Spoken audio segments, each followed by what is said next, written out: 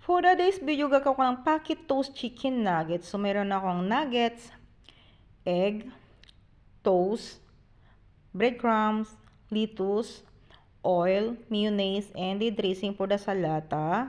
So, yan lahat ng mga ingredients sa paggawa ko. Of course, first, i-fry ko muna yung nuggets with the hot oil. Yan. Lahat na yan, kunti lang naman yung ginawa ko. Tinansya ko na. Hanggang golden brown yung nuggets. So, while nagpa-fry ako ng nuggets, hinada ko na yung toast. Yan. Bago ako naghawak yan, naghugas muna ako ng kamay. Don't judge me ha. Yan. Lahat. Lulog sa egg. And then sa breadcrumbs. Yan. Lahat yan. So, ihanda ko muna ito habang nipiprito ko yung nuggets. Ano na una. Yan, yung toast is kinat ko to the circle. So, ginamit ko ng hulmas yung takip ng garapon para pantay po yung pagiging circle ng toast. Yan. Ganyan lang. And then, balik ta rin. Back ulit sa paggawa. Glublog ng toast. Ganyan lang. Hanggang matapos lahat, diba? Tamang-tama, pag natapos na ako rito is tapos na rin yung nuggets ko.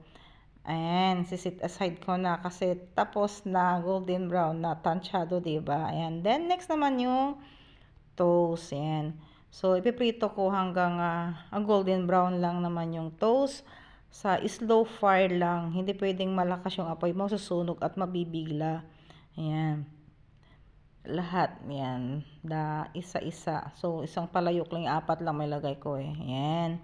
Diba? Ganon lang ka-simple ang paggawa ng pocket toast. So, tapos na, habang pinapalamig ko yung toast, hinanda ko naman yung lettuce. Kinat ko to small pieces. So, ganyan. Ginupit-gupit ko. Tinanggal ko lang yung matitigas na part ng lettuce. Ayan. Ganyan. So, parang mabilis ang galaw. And then, next naman yung nuggets. And, pahaba rin yung paggupit. So, dati, gumawa ako ng vegetable, yung furnay ko yung potato and eggplant. And then, gisa with the, yung magic sarap, curry, turmeric, ganon, bago pinalaman ko. And with the parsley. And, yun naman yung pinalaman ko before na request nila. Upon the request lang naman kung sinong kakain ang ginagawa ko. And then, next is gagawin ko yung shawarma naman. Panigurado. Kasi yung favorite nila yung shawarma, pocket toast shawarma, and then nuggets. And then yung mga vegetable. Ganun yung laging re-request sa akin. So, handa na lahat. So, prepare ko naman yung pampalaman ko, yung mayonnaise, at saka yung for dressing for salata. Pinag-mix ko na.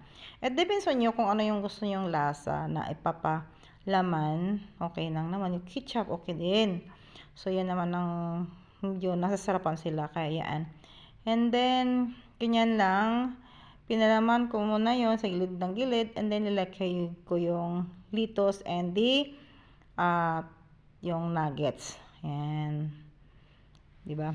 So, dito kasi sa Arab country, puro ganyan lang. Pwede na, sa Philippines pwede yung fork, giniling na fork, pwede yun.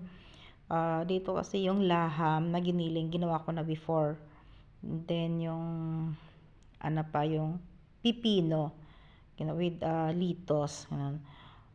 At pwede rin pagsamahin yung lettuce, yung cucumber and the carrots, at saka yung cheese. Yun. Pwede rin man yung pagsamahin yun, di ba?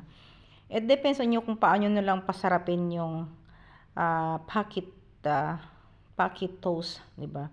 Kung anong palaman. Ganyan lang. So, lahat yan. So, marami kasi yan. Nag-request. Isang supot na toast ang ginawa ko. So, okay na. Handa na. Diba? Napakasarap. Simple lang. Pwedeng pang business, pambawat sa office. Pwede. Thank you for watching, everyone.